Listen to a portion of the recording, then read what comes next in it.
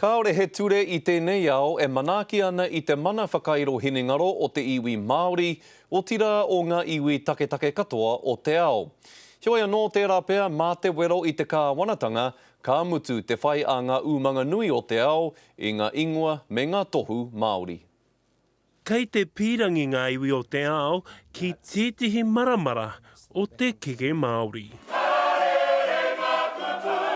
He iwi rereke tātou ki ngā tirohanga o te ao whānui, nā whai anō tō rātou pīrangi ki o tātou ingoa, tohu hoki hei mahi pūtea. Māori imagery, iconography is going to increase rather than decrease. I don't think that's in itself a bad thing. It's really around how we control their access. Kāore ngā ingoa me ngā tohu Māori, take hoki e manaaki tia ana e ngā ture o te ao. Hoki atu ko ngā umanga I Aotearoa, me te ao e whakamahi ana I o tātou taonga ki te mahi moni. Noa I te mutunga iho, kei te kāwanatanga, te tikanga.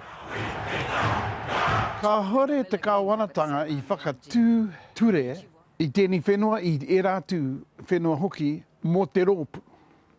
Ko ngā ture e pāna ki te tangata. Ko ngā ture tangata mō te tangata ko tahi. They could start at national level by creating new purpose-built law.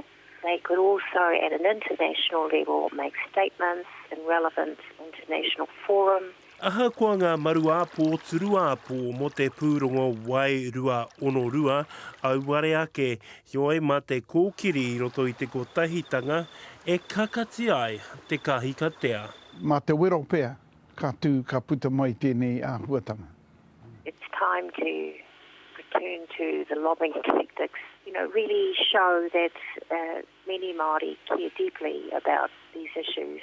He ohau tēnei kaura ko te mātauranga tawhito, te huarahi whakamua, Anzac Pigia, te karere.